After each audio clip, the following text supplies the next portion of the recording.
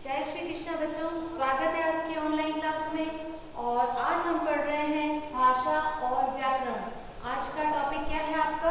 भाषा और व्याकरण। हम जानेंगे कि हम भाषा जो बोलते हैं, एक दूसरे के साथ बातचीत करते हैं, तो भाषा कौन सा माध्यम होती है, भाषा के कौन से रूप होते हैं, या व्याकरण किसे कहते हैं। तो भाषा और व्याकरण के बारे में आज हम पढ़ेंगे। तो शुरू करते हैं।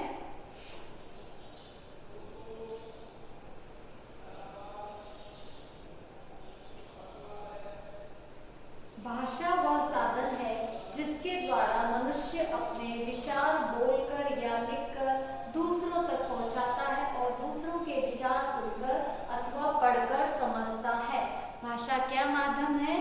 भाषा वह माध्यम है। इस चित्र में आप देखो, इस चित्र को देखकर आप समझ जाएंगे कि ये यहाँ पे क्या बोल रही है? समाचार बोल रही है। तो इसमें हम क्या कर रहे हैं? इसकी बात को सुन रहे हैं और सुनकर समझ रहे हैं। इस चित्र में आपने देखा, इसमें आपने देखा एक अध्यापिका पढ़ा रही है, तो वो अपनी बात बोल रही है और बच्चे उनकी बात को सुन रहे हैं।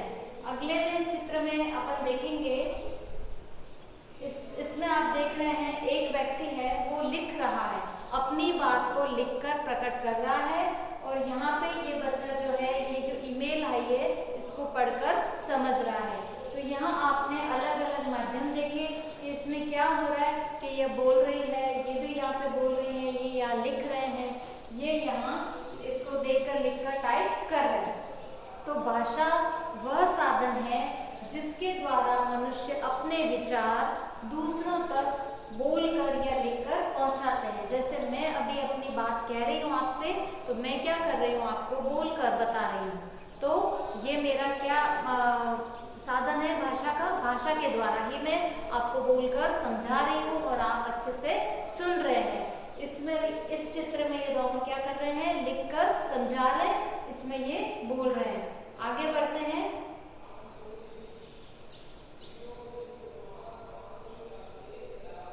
इस चित्र में आप देखेंगे, इसमें क्या हो रहा है? यहाँ पे पशु पक्षी आपको दिखाई दे रहे हैं। तो जो पशु पक्षी है, वो भी, उनकी भी एक आवाज होती है, एक ध्वनि निकालते हैं और उसके द्वारा वो अपनी बात एक दूसरे को कहते हैं। और यहाँ पे आपको दो व्यक्ति दिखाई दे रहे हैं जो अपनी बातचीत कर रहे हैं, बात कर रहे हैं। तो भाषा केवल मनुष्य बोलते हैं। जो भाषा होती है वो सिर्फ मनुष्य ही बोलते हैं, जबकि पशु पक्षी और दूसरे प्राणी भाषा नहीं बोलते। उनकी एक अलग ही ध्वनि होती है, एक अलग ही संकेतों के द्वारा वो अपनी बात कहते हैं। तो भाषा कौन बोलता है? भाषा का प्रयोग सिर्फ मनुष्य ही करते हैं, बातचीत के द्वारा। जैसे अभी मैं आपसे बात कर रही हूँ, आपको समझा रही हूँ, तो मैं क्या कर रही हूँ? भाषा का प्रयोग कर रही हूँ। तो इसके आगे हम बढ़ते हैं। भाषा के रूप। भाषा के रूप कितने होते हैं? भाषा दो रूपों में बांटी गई है, मौखिक भाषा और लिखित भाषा। अभी मैंने आपको जो उदाहरण बताए थे कि जो समाचार बोल रही है या जो मैडम पढ़ाती हैं, तो वो क्या होती है? मौखिक भाषा। और जो लिखकर अपनी बात अभिव्यक्त करते हैं, वो लिखित। तो मौखिक भाषा किसे कहते हैं?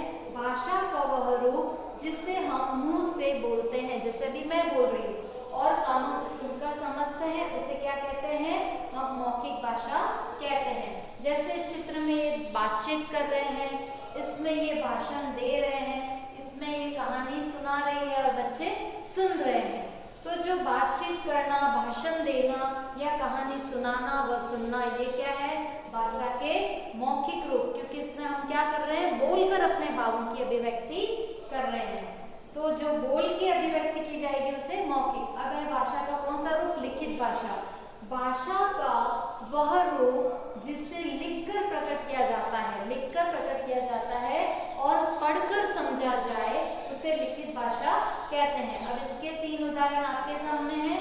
ये देखो, पत्र लेखन हो रहा है, पत्र लिखा जा रहा है, यहाँ पे समाचार पत्र पढ़ा जा रहा है और यहाँ पे पुस्तक पढ़ी जा रही है। तो ये क्या है?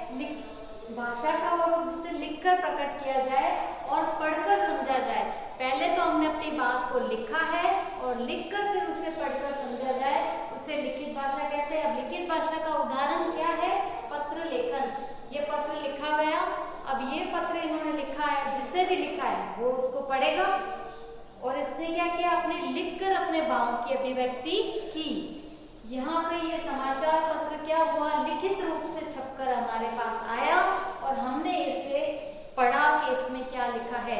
यह भी भाषा का लिखित भाषा वाला उदाहरण है। और एक है पुस्तक पढ़ना। आपकी जो पुस्तक है उसको भी आप जैसे पढ़ते हैं पुस्तक को, तो वो क्या है, भाषा का कौन सा लिखित रूप है, क्योंकि आपके पास लिखित रूप से पुस्तक लिखी हुई है और आप उसको पढ़कर समझ रहे हैं, तो वह भाषा की अभिव्यक्ति का माध्यम है पत्र लेखन, समाचार पत्र और पुस्तक पढ़ना। तो आप अच्छे से समझ गए होंगे कि भाषा के दो रूप कौन से हैं, मौखिक भाषा और लिखित भाषा। और भाषा कौन सा, भाषा किसे कहते हैं, भाषा वह माध्यम है जिसके द्वारा हम अपने भावों की मौखिक रूप से या लिखित रूप से अभिव्यक्ति कर सकते हैं, हम अपनी बात किसी को बता सकते हैं। तो वो उसके लिए हमें भाषा का प्रयोग करना पड़ता है। और भाषा सिर्फ मनुष्य ही बोलते हैं, पशु पक्षी और ये भाषा का प्रयोग नहीं करते हैं। भाषा के दो रूप हैं, लिखित भाषा और मौखिक भाषा। मौखिक भाषा किसे कहेंगे, जिसमें हम बोलकर अपने भावों की अभिव्यक्ति करते हैं। और लिखित भाषा किसे कहेंगे, जिसमें हम लिखकर अपने भावों की अभिव्यक्ति करते हैं। तो आज के लिए इतना ही। जय श्री कृष्ण।